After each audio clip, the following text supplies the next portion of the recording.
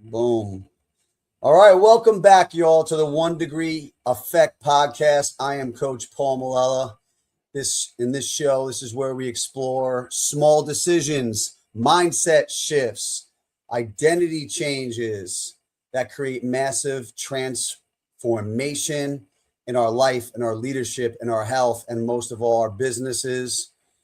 Because the truth is this: most people believe change happens in giant leaps, but the reality is, in our life, we have to make one little degree shifts at a time, compounds over time, so we could become 1%ers.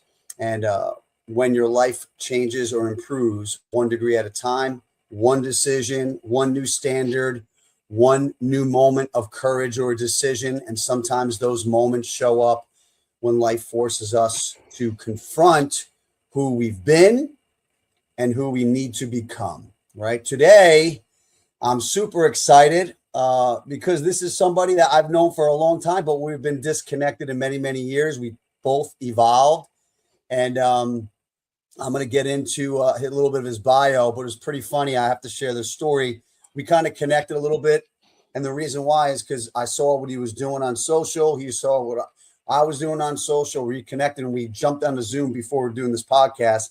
And those who all know, like, we've known each other in the 80s and 90s, right? So he got on the Zoom. He's like, "What's up, Paulie?" I'm like, "Yo, Pat, you call me Paulie. I'm a throw punch. I killed Paulie off in 1993. He's like, "Oh."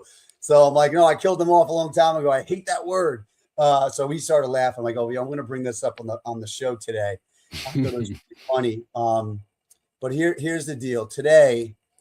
And I'm really proud of this man. Really, because we came from like below middle class, like we call it like Guidoville, and so today I am proud to be joined by an entrepreneur, a real estate professional, a transformational coach, Patrick DeFeo. And now Pat is the creator of a powerful philosophy called the lap bar moment. This is super cool. He had me captivated on a video. I'm like, "You need to be on my show." And it's a concept centered around personal accountability, identity, and redemption. This is everything that we talk about. That's why there was so much alignment. I couldn't wait to have him on. So Patrick describes the lap bar moment as the moment in his life when the bar comes down, just like on a roller coaster, and you realize the ride's about to drop. And in that moment, life asks you a very simple question.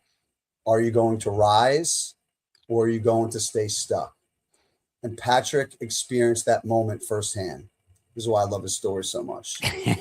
He was determined to reclaim control over his life. He completely transformed his health, his mindset. He lost over 60 pounds in 51 days. While rebuilding his discipline, his identity, his daily habits. And that transformation became the foundation for what is now known as the lap bar moment system. And a coaching philosophy built around 3 pillars, which this is all about me and him. Like, I love it. Mindset, discipline, lifestyle design. And today, Patrick works with entrepreneurs, just like me, professionals who feel stuck, overwhelmed, disconnected from their potential, helping them break limiting beliefs, rebuilding their identity, and create unstoppable momentum in both health and business. And his up-and-coming book, The Lap Bar Moment, will blend a powerful redemption, a story that will help people take ownership of their lives and create lasting transformation. And Pat's mission is simple, but very powerful. You may not control the negative events in your life, but you always have control over your response and how you respond to it. Pat, my man, welcome to the 1 Degree Effect podcast, bro. Thank you. It's an honor, Paul. Knowing you for such a long time and seeing where you've come, where you've been, and where you're headed, it's always good to surround yourself with other positive people. Amen. True that, man. Really, really blessed. Hey, Pat, like I was watching Facebook. I was like, came back from the gym. I saw you pop up, and man, you had me captivated and you shared a story. Hmm. And I don't want to steal any more of your thunder, but I always like to start here because we all have stories. And so I think that was a pretty good intro to, who you are. But I like to start with who was Patrick DeFeo before the lap bar moment, and what did life look like at that time? All right. So I was married, father of four, very successful realtor. I'd started real estate in 1997. Became a top 20 Remax agent in the state of Florida. My first year in the business was running success. Was making $500,000 a year to $750,000 a year consistently. Life was great. 2004, believe it or not, I tripped over a dog. I was carrying a box and my L5 disc popped. I went to the hospital. They put me on right away morphine, Valium, things of that nature. And they told me you can either have surgery or we can try to treat you. And they ended up giving me prednisone, Xanax, and Oxycontin. And all three of those work together to get the inflammation down. And then the prednisone makes you eat, the Xanax makes you sleep. So when you go through all these things and you're taking the Oxy, I was on that cocktail for about 5 years. Yeah. And so then they pull you off, and the psychological effects that prednisone does, it makes you feel very insecure. It changes you. It really doesn't allow you to feel like you. And obviously, the oxy, when you're on it that long, and then they're not going to give it to you, and you have to quit. Then they put me on Klonopin, which, if anybody knows anything about Klonopin, the cocktail that Klonopin and Xanax was contributed to the death of Ric Flair's son. No way. Yeah, and it really hit hard. I grew up watching him and all that stuff, and I notated it lately. These drugs and these cocktails and stuff really can incapacitate you and take you away from who you were. So I was literally taken away from who I was. I lost my identity. I was more interested in eating and sleeping and all these things. And Paul, I literally gained 100 pounds in 4 months. Damn. Yeah. That's like a little human, man. Yeah. And No? so this happened in 04, and this happened, and I stayed like this all the way into 2017. And what was horrible was, once you get off the oxy, you still have that feeling of the pain, whether it's there or not. And I started Mhm. drinking. I mean, I could drink a bottle of vodka a day But while you were on the meds? while I was on the Klonopin. Yeah. Damn. So I was still working out, believe it or not. And my weight would go back and forth, back and forth. I dropped 40 pounds, 50 pounds, put it back. Things happen in life, right? We can't always keep going forward. Sometimes it hits us, especially when we got Mhm. kids and family and economic things that happen.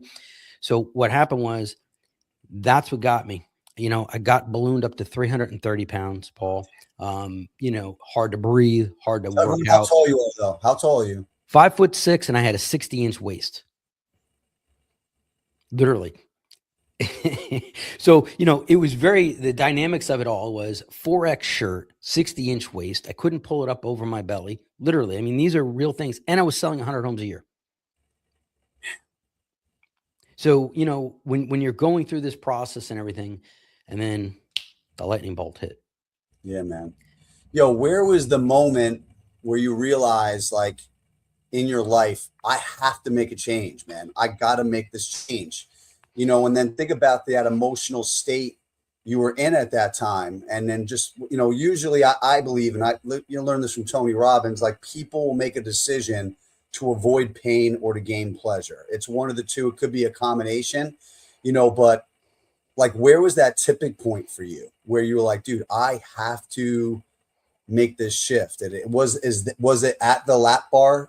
It was that moment. You want to get into that story? Are we transitioning? Yeah, we can jump right in, man. Yeah. So what happened was, we were at Disney, and we went and did photographs with Darth Vader and all that stuff. And I had my gray shirt on. I had to wear that shirt a lot because couldn't fit in a lot of clothes. So I Mhm. had a lot of the same shirts that I wore a lot of the time, and it was embarrassing a lot of the time for me, but it's what I could wear. So we were at Disney. We go to deal with getting on the ride, and I'm Mhm. with my youngest daughter at the time, and we go the mine Seven Dwarfs Mine Train ride was very popular. It just came out. They really wanted to go on it. I go get on this thing, Paul, and the way the lap bar comes over you, it comes up against you, And I literally had to suck in my gut just to make it click once. It hurt.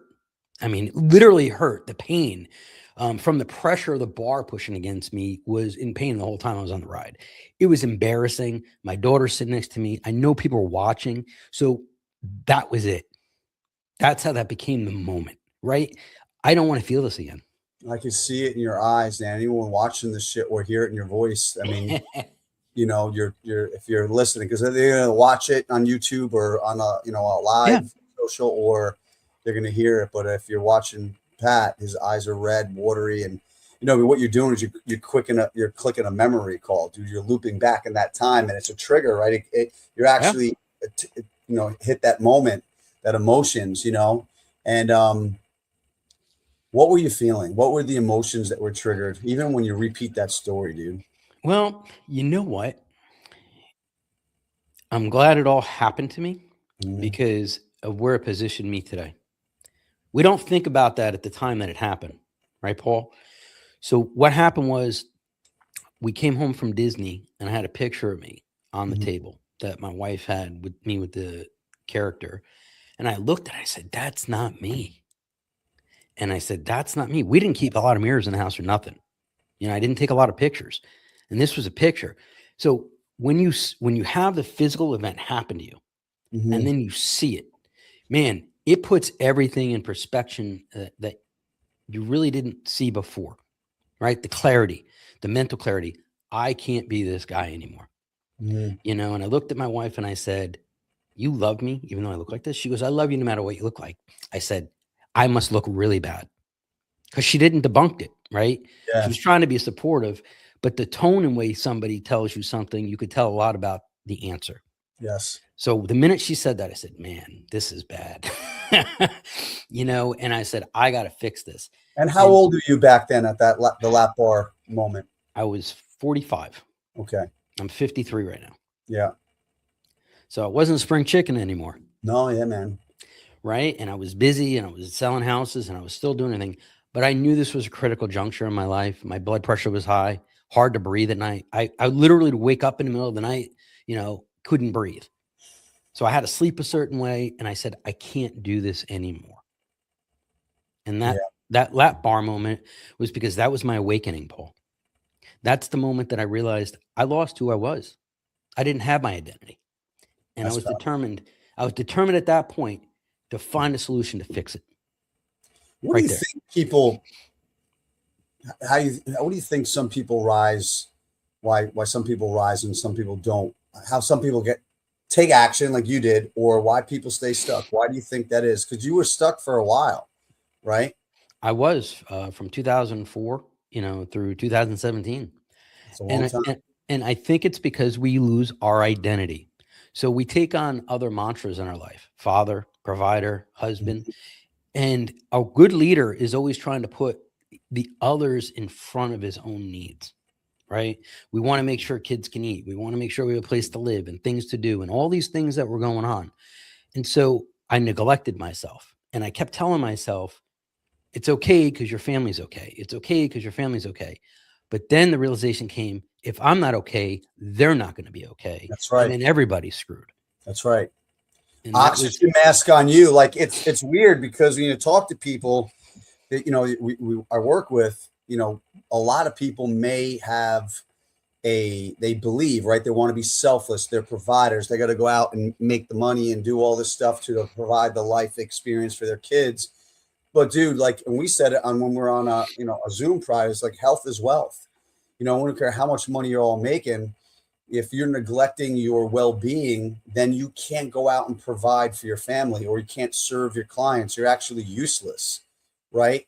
And so in a weird way, we as leaders have to be selfish in order to be selfless, right? Because then you're no good, and even if you have tons of you have a huge trust and you have insurance and assets and your family's hopefully taken care of, God forbid something happens to you and I like yesterday. But dude, that's not really what you want for your family. Here's the other thing, man. Like, your kids you got 4 kids. What are the ages of your kids? They're all older now. They're all over the age of 21, One's a nurse, another one's a physician's assistant. My son's getting his MBA at Florida. So, they're on to doing other good things in their lives. And I hope, what I did in my life, showing them how to be an entrepreneur and things like that, help guide them in that direction. I personally, was self-made, when I did everything in the beginning. And it's funny because I took the principles that I created this with from what I did with my real estate business. Cool. You merged them both together, right? I did. And what I did was, and this is how people get stuck. You ready? Mm-hmm. The things they're in, and then they forget who they are, and they don't know how to get that back. It's almost kind of like drowning, right? You can swim for about 20 minutes, and all of a sudden you're like, I'm tired. And you're looking for something to grab onto. There's nothing to grab onto. And you're going down pretty quick. To position yourself to be close enough to be able to grab whatever you need is super important. Whether you grab a great support system or you make yourself galvanized enough that it doesn't matter, that you can handle anything that's going to come up against you. It's like being a great riprap and the tide water just crashes against you, but no damage happens. Yeah. And those are the type of things that I did in real estate, visualization skills. These type of things are really a big part of what I did and how I was able to self-identify myself again. One of the things I really did, Paul, is I had a picture in front of Chess King, back in the day. And I looked at that picture and I said, that's the man I am. I said, that's the man I'm going to be again. And I put that picture on my phone. I don't know if some people listening or watching know what Chess King is, just so you know. In the late 80s, early 90s, there were two clothing stores back then. One was Merry-Go-Round, which I worked at. And then there was Chess King, just so you know. And like, I'm from down south, so I don't think no low country people know what Chess King is. But I think northern Guidos are going to know what Chess King is and what Merry-Go-Round is. It was like a clothing, high-end, trendy store for our generation. Okay. Yes. We just dated ourselves right there. It's okay, man. Yeah, that's pretty funny. Go ahead. Forgive me. So, I would see the picture and I was like, I know I'm that guy. Mm-hmm. And I said, I'm going to transform myself back to that man. Mm-hmm. I'm going to do everything I can. And it's an ironic twist in life, when you help someone and it comes back to you. And I got to give credit. Mike Trinchetella, who I was great friends with, called me when he was a lot younger, before he was just starting to get a family. And he said, hey, I'm thinking about getting into real estate. What can you do? Can you tell me about it?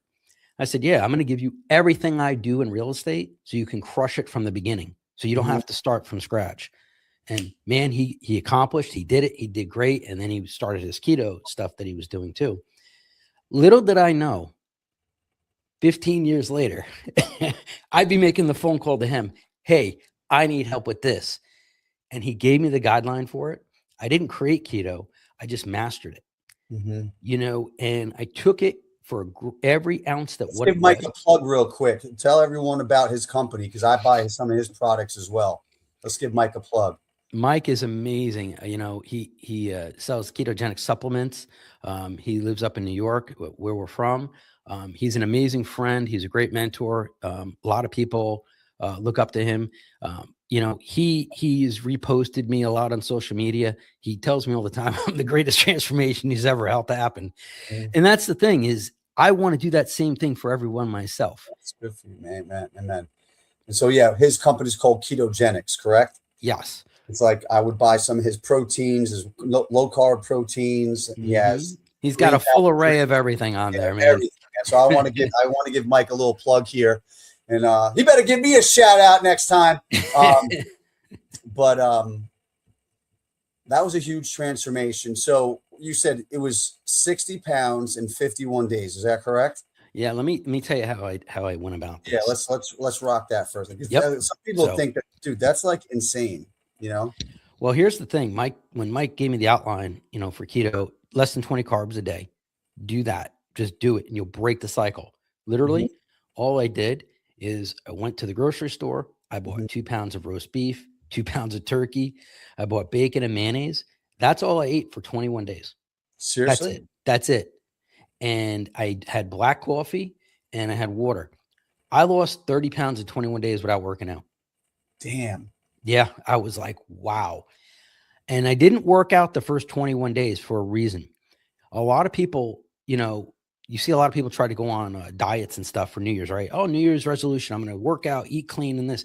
The problem is, if you try to do both at the same time, your body's not ready for it. Your body hasn't changed fuel systems yet. It's kind of like upgrading to a supercharger in your car, but you didn't put a booster in and injectors and tune it again. Your car's not ready. Your body's not ready. You had to get it ready for the fuel. So I didn't work out at all.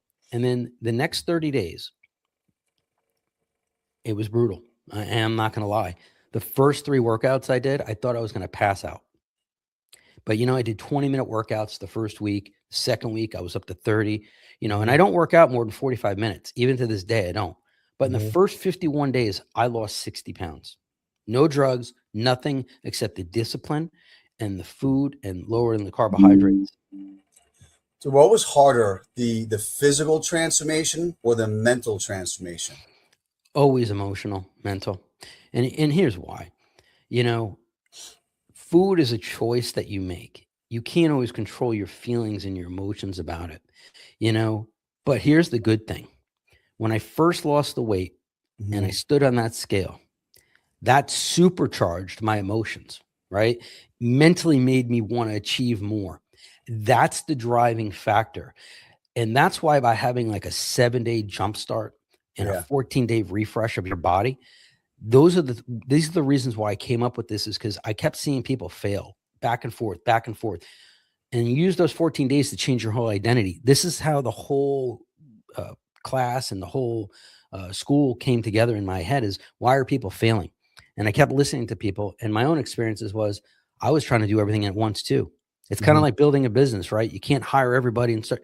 You start for the concept and a game plan and a mantra of what you want to achieve, and that's your identity.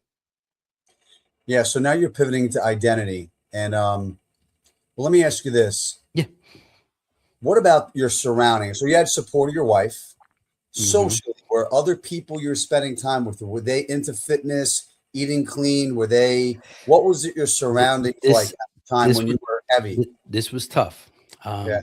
My ex was heavy.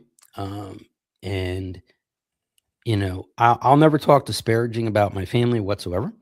But it wasn't a supportive atmosphere. Basically I got comments of, you'll lose 40 pounds, you'll gain it back again like you always do. And it was a tough one because I knew at that point I was also losing my marriage. You expect your best friend and your partner to be supportive during this process, and it wasn't. It was subversive. Ordering pizzas, bringing in ice cream, asking me to go out to dinner, bringing in beer and stuff. And I gave up all of that cold turkey, right? I did not have any support whatsoever on the back end. I was fighting 2 fronts. And I think that was the biggest emotional debacle that I had to deal with, was not having that support there. I was hoping she'd join me in the journey. I really did. And it didn't happen, but I have to tell you, this is where sometimes a negative is a positive. I kept playing in those words in my head. You'll lose 40 pounds and gain it back again. Man, You heard you're every day. I still remember to this day. It's the most that important drive line. you, or was that paralyzing you?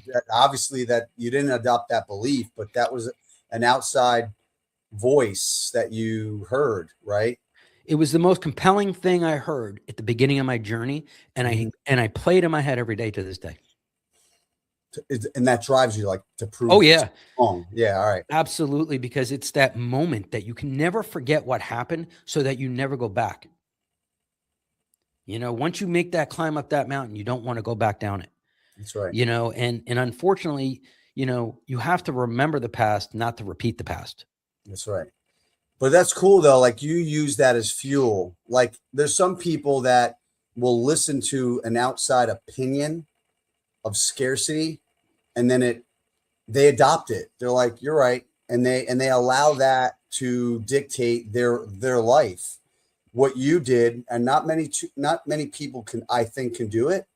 They were like, fuck you, I'll show you. Like, you know what I mean? That's fuel. Like, in a weird way, it's a way that you just got triggered to prove people wrong. and Yep. use that as fuel and kind of prove yourself right.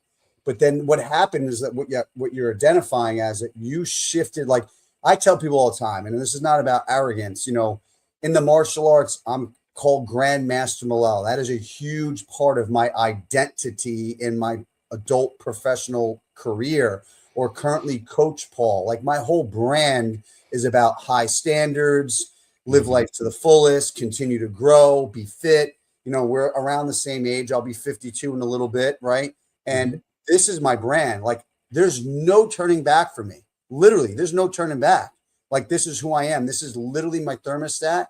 And which you use the word identity. And I believe very strongly is when you shift your image, your identity, and that's your brand, then you're accountable to that image, that identity, right? So talk to me about how your new identity versus the old one created accountability for you. And like when it comes to like not just weight loss transformation, but business transformation, and I believe like this concept alone sometimes is more powerful, just as important as the tactics, right? The outside strategies. Absolutely. Talk to us about that for you. And I made a post about it last night and stuff. And so what I did is I came up with this. My identity creates my standards for me. What I'm willing to accept and what I'm not willing to accept, and actually set up boundaries, whether it's in my health, personal life, friendships, business. Without the standards create consistency, right?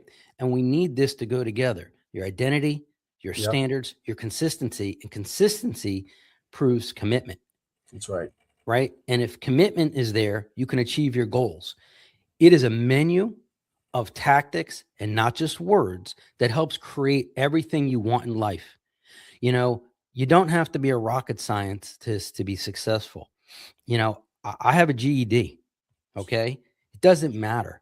When I was broke, we were counted out at high school. Yeah. There was one dude at Lakeland High School that looked at me. Remember Mr. Skolnick? Remember Mr. Skolnick? He's the only teacher that looked at me and said, "You know what, Paul?" Because he knew I was the martial art guy. He goes, I could cry thinking about it. I foresee you having a chain of martial arts schools someday.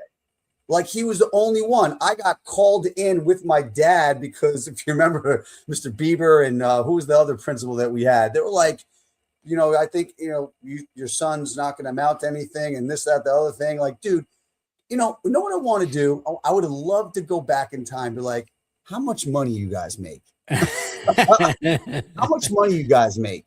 Dude, I make that in a month. You know what I mean? You know what I mean? Like, so, but like that was my fuel. Yep. All these years are all the people that counted me out growing up.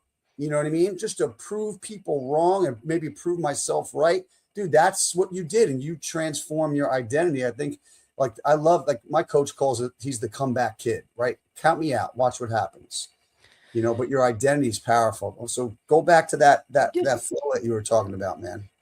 Well, in our life, and when people tell me, hey, I would really like to make more money, or I really would like to lose 50 pounds. When they say I'd like to, I stop them. I say, are you going to? We don't use the word I'm working on it anymore, Paul. We don't say maybe. We don't say I'm trying. So the minute I talk to someone about it's a term to fail. It's okay to fail. Do Grandmaster Yoda. Do or do not, bro. There is no try. Right? It's permission to fail. I love that. 100%, because if you know the goal you want, and I like to use visualization. One of the things I did when I was getting into real estate, even and I was broke, I went down and picked out the car I wanted to own in a year. I took a picture of me in that car, and I kept that picture with me every day. I didn't want to prospect. Every day I didn't want to do it. I said, Patrick, do you want that? Do you want that car? And that's the standard that I created for myself in the coaching side of it for me. When I wanted to lose the weight, how did I want to feel? How did I want to be? Where did I want to go? Paul, I'm going to tell you the truth. For 15 years, I didn't go to the beach and I lived 10 minutes away. Why? Because I was a fat fuck. Yeah. There you go. And to pull back the curtains and tell people, be like, I go to the beach all the time. Like I love it. I go on cruises now. I do all the things I wanted to do. And there's nothing more rewarding than to be able to take off your clothes, and I wear the shortest shorts I legally can. Damn straight. And you have a great time and you enjoy yourself. And when people are talking and I see larger people, I don't make fun of them. I have empathy. Yeah, me too. You I'm know, not gonna lie, it was hard. I quickly judge. I do. I'm working on it. I pray to Jesus all the time. Please, help me with judgment. I go to judgment first, and here's the reason why, man. Because I believe God blesses us with this body. This is a gift from God, and mhm. I feel like people are disrespecting God by not taking care of the most beautiful gift that we have is our health and our body. So I do. I have to stop myself, and then I go to empathy, and then I want to help everybody. Right? I do. Right? But not everyone wants to be helped, Pat. Not everyone wants to be They helped. don't, but I'm glad you brought up the spiritual end of it. I grew up Catholic and stuff. And the funny thing is your body is your temple. Amen. And if you're not taking care of it, you are disrespectful to your body, and to whatever you want to go after. And it's funny, all the stuff that I've gone through in my life, I kept saying, why do you make me go through this, God? Why do you make me? And then now I know He forged you. You we used can. the word, was it galvanized? I like that word. Yes, That word. I have galvanized myself to be able to handle any moment. And I've been through a lot, and I'm going to have another book of things I've gone through. Been through a lot of stuff, man. Like a lot of stuff that the public doesn't know that I've been through. I grew up in a very domestic violence house. My dad was a bodybuilder, beat me and my mom. I lived in a shelter for abused women and children. My friends didn't know any of this stuff. I didn't know that. I didn't know Yeah. that story. Yeah. So you said it on our Zoom before this podcast. I had zero clue that even was your life. Yeah. And I ended up having my mom dated a guy, and it's not against her, but he tried to kill me. He literally at 12 years old grabbed me by my throat and tried to kill me. So I've had things in my life that I could be going back to right now and be like, oh, I should give up. I had such a tough childhood. But what I did is instead of that, I said, I'm never going to be in that situation again. I got the tattoo of an Italian Superman on my arm. And why that's so important, Paul, I got that done right before my surgery. I had a 360 body lift where they took all the extra skin off. And I did it for a reason. It was my final redemption. What it is Superman, right? To be the Man of Steel, you got to lift. You got to be steel, right? You have to make sure you take care of it. The second is knowing your kryptonite. And I keep that negativity and those negative people away from me and negative situations because I don't want it to destroy me.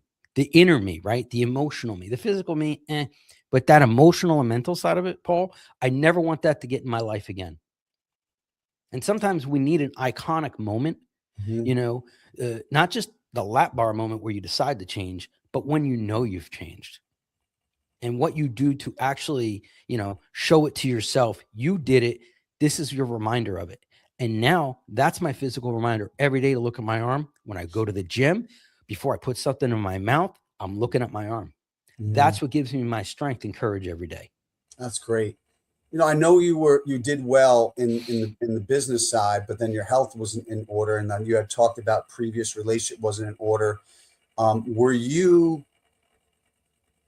how do you say, like, were you putting more focus on the business and like kind of to ignore those other areas of your life and just kind of being like, I call like a Ferrari with 3 flat tires. You know what I mean? Were you putting just all the attention to business and justifying these other pieces of your life?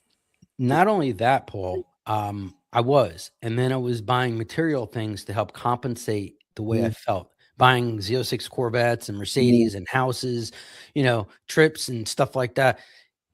Buying jewelry, all these different things to make myself feel a temporary stimulation of happiness. But I'm going to tell you right here and now, I don't care what anyone says, there's no such thing as being fat and happy.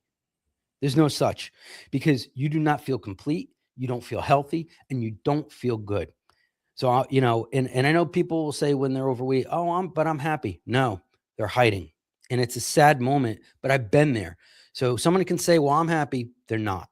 Yeah. Because you wouldn't be punishing your body, eating the things and doing the things and not making yourself have a great day every day. How has because you took control over your mindset, your habits, your identity, your health, how has that enhanced your business, right? Your production, your marriage, and more importantly, your leadership as a dad? Well, at this point, kids are on their own. They're all doing good. They're all successful, and I'm happy. They're older, so everybody's in different life phases. I Mhm. did go through a divorce, and I lost that. I am in a great relationship with a great lady right now. I'm happy. I'm happier today than I've been my whole life. Wow.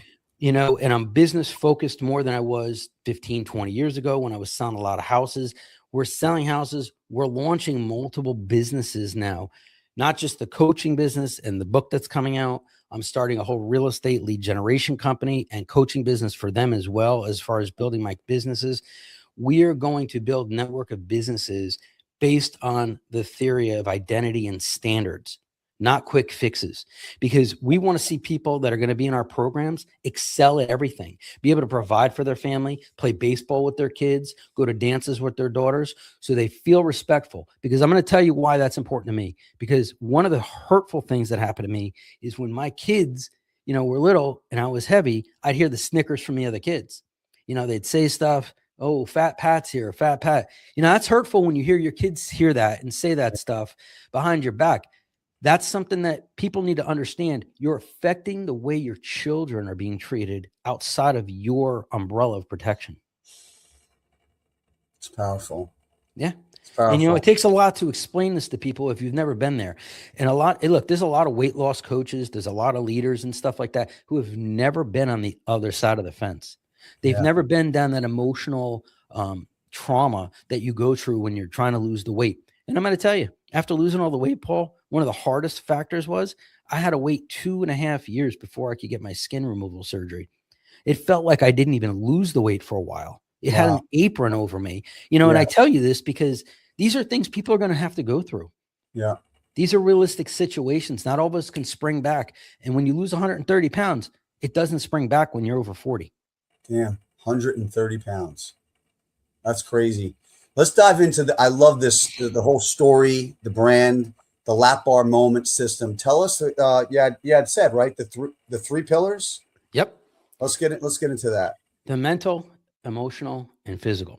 Mm-hmm. Now, here's how it really got developed. So when I was visualizing, that helped supercharge me. That emotions, right? So when I would get on the scale and I'd see the loss and I'd see the shirts fit better, that emotionally supercharged me. And I Mm-hmm. fed off that, right? To Mm-hmm. physically go out and do more things that would help me stay in better shape, become more production with my real estate, do more physical things with my children, right?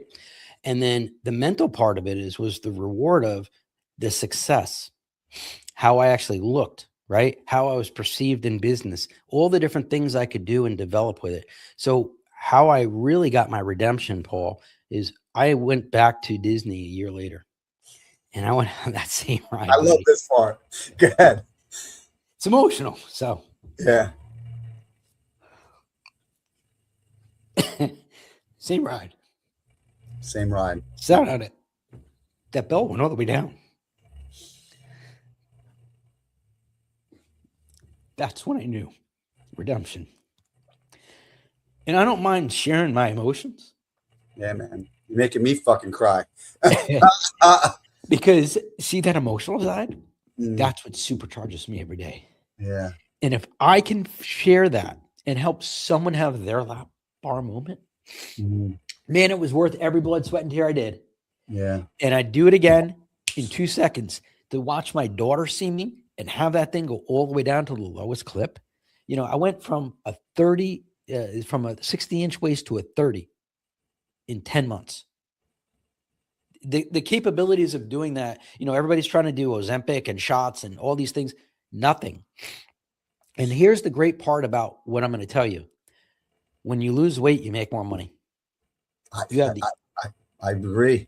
you, When you you, feel good, you look good, you sell better, you're producing, you're more confident, your energy, your frequency is just another level. I agree with you. what I'm able to achieve now in a day, and do is threefold what I was able to do before. You just have the energy, you feel good, you look good. People take you more seriously.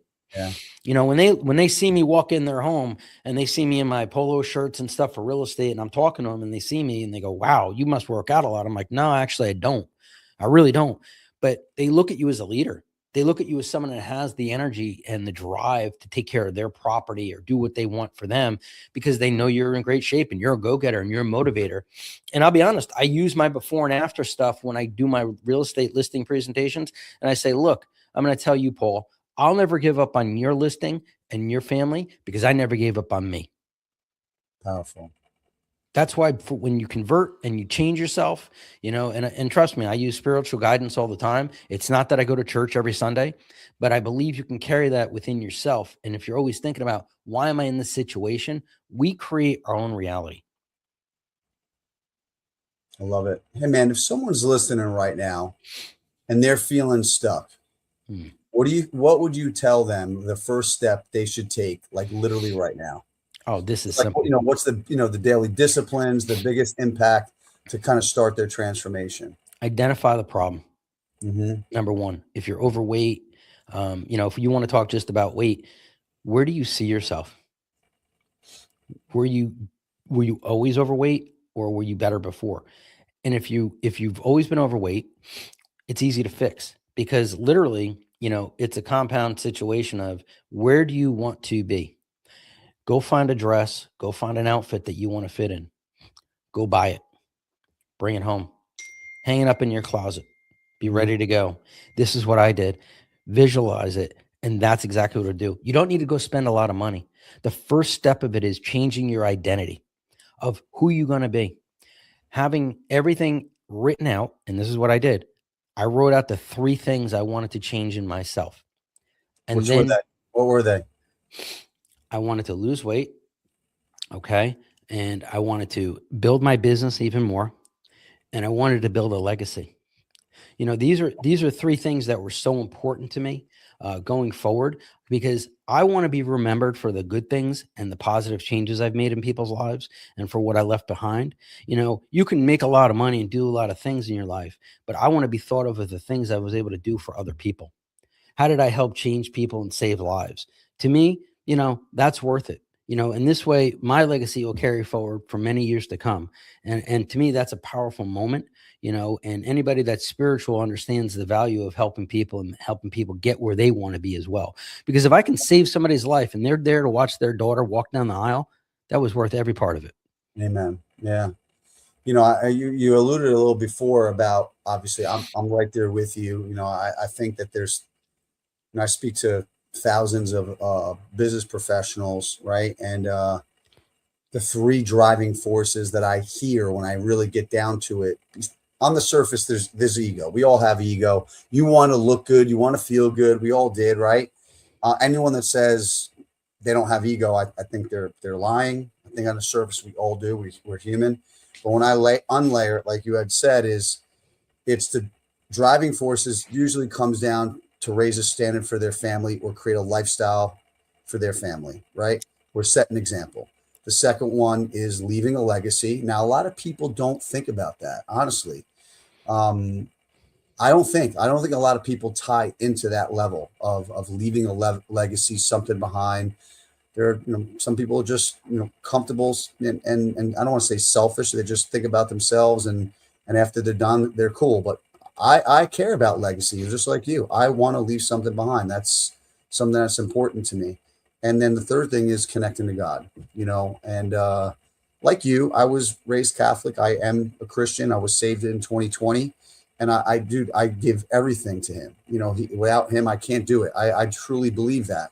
So, and that's important to me. I want to live at a standard that makes, him proud. And those are the 3. But you had said is like, when you got your health in order and you got your confidence, and that you're a business leader, you're an entrepreneur, and that discipline translates also to success. When you walk in and you're talking to people and they see your standard, you see their discipline, and I'm going to share a quick little story. I had an older accountant, great guy back in the day. And, for years, only speak to on the phone. And back then there wasn't Zooms and whatever. And I remember going to his office in Westchester, and I had one of my financial mentors with me, and he was late. Okay. So I'm in his office. First of all, he's late. I'm there, and his office is in disarray, man. Like papers everywhere, files everywhere. And I got like OCD. Like you see all my books, everything's like, in order, right? So I'm freaking out. First, I'm like, standards are low. Mm-hmm. He's late. I got OC files everywhere. And then I haven't seen him. And he came up the back door, and he's overweight, man, like overweight, and he looks sloppy. I could not think, like, how is this guy going to manage our finances and our taxes and our businesses if his standards are low in time, his standards are low in his environment, his standards are low in his health. Mm-hmm. And I was being judgmental, like low standards, not at my caliber, like, man. And it was, and my other friend, my mentor, my buddy he's such a good guy, and very faith-based guy. He's like, well, I see it differently. Well, how do you see it? He's like, well, he's putting all his time and energy into your numbers, and he's neglecting everything else. You know what? I agreed with that to an extent, but you heard this before, right? One of my old mentors would say it all the time, this guy, T.R. Records, how you do one thing is how you do all things, right? Or most things, like your standard. So like, I truly believe because you got that shit in order, your standards were high, dude, right? Would you agree that transfers over to the discipline and success in business and other areas of your life? Yeah, I would. And I'm going to tell you something about that. So when I go into homes, I go into a lot of homes, right? I can almost tell you the situation that the family's in just by looking at the house. Yeah. How clean it is or what's going on and things like that. Their car, right? The way we are, I'm a clean freak. I work out, I shower 3 times a day. I always have clean clothes. Like I don't want to ever look disheveled when I'm out and about because you never know who you're going to meet. Yeah. That's my identity. That's who I am. You always want to be as professional looking as you can if you want to make more money. The statistics show you make 17 to 32% more when you are in shape versus someone that is not. And you could say, well, that's not a lot. That's $100,000 a year. That means you're making only $77,000 versus the guy making the 6 figures. That's a big difference. Multiply that by 10. That pays off a house. So there are really good principles of reason why you want to be in shape. It's not just perception, it's reality. That's awesome, man. Let's pivot to your book. Let's talk about the book. Inspired. It's called the what? The lap bar moment? Lap bar moment. Yes. All right. So I'm gonna let you know. I know we have an idea, the inspiration behind it. What is a reader gonna experience by watching or reading or listening to it, and the framework behind it. Like, what could a reader experience through your book? So let's dive into that for a minute, please. This is a good thing. So none of us are perfect, and if we're going through financial issues, physical issues, or any relationship issues, it's always going to come back to the identity part of what we're going to tolerate and what we're not. And so by explaining and using my pain, it was important for you to understand that none of us are perfect. And just because I'm where I'm at now, that's not where I began. And that you can rise no matter what your situation is to a level that's a much greater place in your life, that you can achieve things that you want. You're going to see the emotional side of me, how I got hurt, how it affected me, my family, my business, the things I kind of went through, how I developed the whole lap bar moment, the pain, and the mental anguishes that I went through. There's a lot of great stuff in it. And I don't talk just about, the keto and the food. That's the byproduct of the program itself, but it's really about the mental thing of getting up every day, doing it again and again and again, because it's easy to give up, and the temptations that people give you. A lot of the times people say, oh, you've lost 50 pounds. You deserve pizza or cake or soda. And I've learned, and in the book, I tell everybody that's not a reward. A reward is being able to fit in new clothes. Amen. You know, a reward is being able to wear that bathing suit and go to the beach for the first time in 15 years, buddy. Wow. You know, and the closure you can have in your life and look back and say it was worth it. You know, I would do it again in 2 seconds. Hey, the struggle sucked, Paul. You know, I ain't gonna lie. There was days where I was like, can I do this? Can I get through this? Especially the first 2 months, man, it sucked. You know, I was a guy, I used to work out, you know, I was, 22, 23 years old, benching, almost 400 pounds and squatting 500. I was barely benching 100 pounds. I mean, it was brutal to see that in myself. So there was self-doubt, right? And all these, that's why I had to set little goals. And in the book, I talk about it. Little goals, 7-day, 14, 30-day goals. You can't look at it as just, I got to lose 100 pounds because you'll never get there. No, it's like You get one degree shifts. You All got right. it. 1 degree shifts. You take the baby steps, but you become accountable. There's no cheat days, Paul. There's no cheat days when you're saving your life. You know, the only person you're cheating is yourself. And if you really want good things and you want money and you want your health back, this is a guideline to get you where you want to be. And that's really what I wanted it to do. You know, I wanted people to look at it and say, man, this guy went through a lot of crap in his life, childhood, divorce and this and that. Yeah, we all go through stuff because life's not perfect, Right. but it's about what you can do as a human and how you can get past it by changing your mentality and truly having standards and boundaries. So when people go to you, hey, let's go out drinking tonight late. No, why? Because I have to get up in the morning because there's things I want to accomplish tomorrow, the next day, and the next day. And these are choices that you're going to have to make. And I kind of go over all that because you know what? When you were drinking a 1.75 liter bottle of vodka for about 5 years, you don't need that all the time. Did you have to separate yourself from certain groups of people that were having bad habits that weren't congruent with this new identity, this new vision?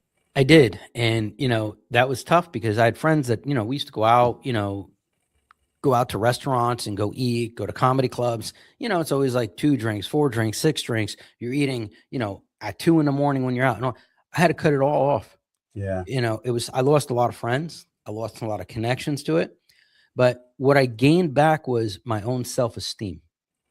What I gained back was better connections, better friends, real friends that once I told them, I'm not on a diet, I'm in a new lifestyle. A lifestyle. And you commit to that point, Lifestyle. right? You got it, brother. And so once you commit to that new lifestyle, and this is my identity, my friends see me, they go, oh, there's the Keto Guido. And I had a t-shirt. Keto Guido, is that what they call you? Yeah.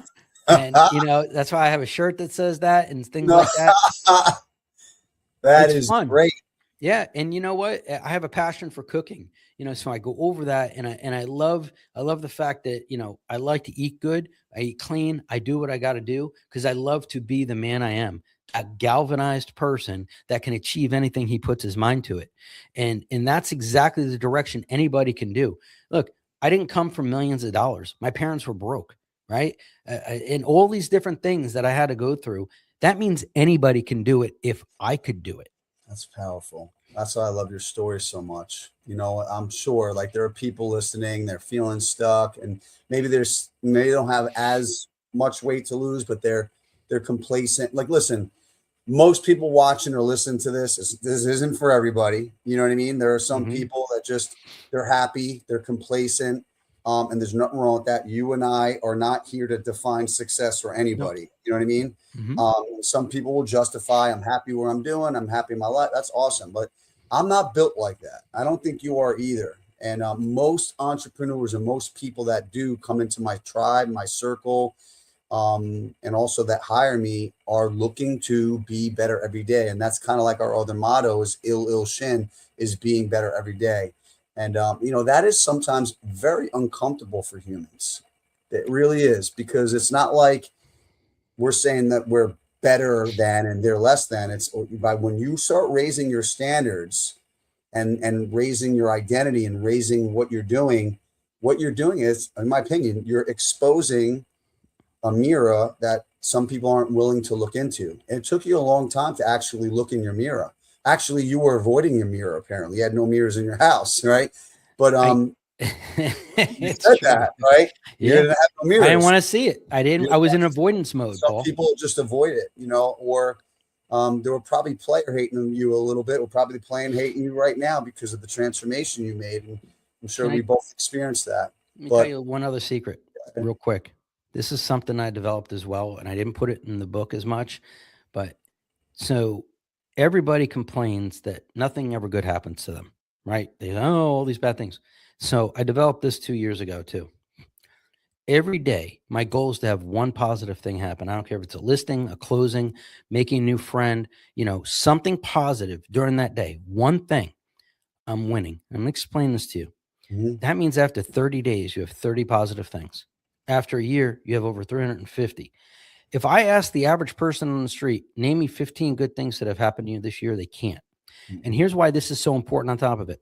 And people say, well, one good thing's not great if 3 bad things happen to me. Aha. Paul, if you batted 275 in Major League Baseball, you make 10 to 15 million a year. That's considered a failure amongst everybody else's standards in this world. That tells you don't need to hit a home run every time. You just need to get on base once in a while to be a winner. You answered my question because when I asked you, like, what would you tell somebody with their own, with they're having their own lap bar movement? And that's it. That's like a very practical, easy step that I think most people can start with. It starts small. Like when I get on coaching calls with clients, I basically ask them 3 simple questions. Patrick, tell me 3 wins that you had this week, personally, professionally, around your health. That stupid exercise that you ask anyone that coaches with me, they're like, no, Coach P is going to ask these 3 things because most humans can't find the positive because they're focused on the negative, right? Mm-hmm. It's unfortunate, just the way we're wired in society, it's all negative, but you got to be a good finder. And that little stupid exercise literally slowly drips and transforms people's mindset to, oh, shit, Coach P is going to ask me 3 things. And then it refocused them, and that's what it builds upon. That's a really great strategy. Hopefully people can take. Dude, this has been incredible conversation. Again, I'm honored and proud of who you became, who you're still becoming. And here's the cool part is, like, we're in our early to mid 50s and you're still working on yourself, man. You're still grinding to be a better human. You haven't just kind of like settled and slowed down, so to speak, and you're still grinding. Can I tell you something really funny? Girls, Here's the coup de grace to everything that happened to me. I go through all these things in my life, and I got humbled at the end. me too. So I will watch. With the woman I'm with, I meet her, and I say, hey, I want to explain this to you. I had surgery. Our first date, I told her, I said, hey, I used to look like this. She goes, I don't show anybody this. She lost more weight than I did. I was just taken aback. And I said, that's what God did for me. He gave me somebody at the end that has the same experience. And it's the most grateful thing that's ever happened to me, Paul. That's amazing, Pat. It's beautiful. That's awesome, man. Listen, your story is inspiring. It's a reminder that transformation just doesn't begin with perfect, like you said, circumstances. It begins with a decision, just one decision, a decision to take ownership over your life, a decision to raise your standards, a decision to become the person, for your life, of your life, that, you're asking yourself, God, who do you need me to be moving forward? And eventually, here's what happens. Life prevents us with a moment, a lap bar moment, like I'm going to use it, where the lap bar moment drops in your life. And when it does, and you got a choice, you can either stay stuck, stay stagnant, keep the old version or the current version of yourself, or you could what? You can rise to the person, honestly, that I believe that God has meant you to become. Like you use the word galvanize. I like that God forged us through adversity to get us to where we are and position us to serve at a higher level because of our stories of adversity. And dude, after all these years, you were meant to be this guy right now, and you probably would have never became this dude right now, doing what you're doing, met your lady, serve the people you're serving, if you didn't go through all the shit, So I know we're coming up on my time, and listen, I thank you for joining the 1 Degree Effect podcast today, sharing your story. You know, how can people get a hold of you right now, please? And thank you. They can email me, contact DeFeo, DEFEO @gmail.com. They can visit the website, lapbarmoment.com. They can contact us through that as well. And on TikTok, it's Patrick DeFeo Coach. So anything they want to reach out, if they have any questions or anything, I'm open to talk to people and message with them. The book is coming out soon, and be happy to share it. We're not making it expensive at all. It's really not about making money on the book. It's about changing people's lives, because I believe once people take a look and see, we're all kind of the same inside. It's just the decisions we make to make ourselves different. That's right, brother. Well, if you're listening to this episode and it impacts you, share it with someone that may be going through their own laptop moment, because sometimes a small shift in perspective creates the biggest transformation in someone's life. I thank you all for listening to the 1 Degree Effect podcast. And remember, your life changes 1 degree at a time. We'll see or hear you on the next episode. Be better every day, y'all. Thank you.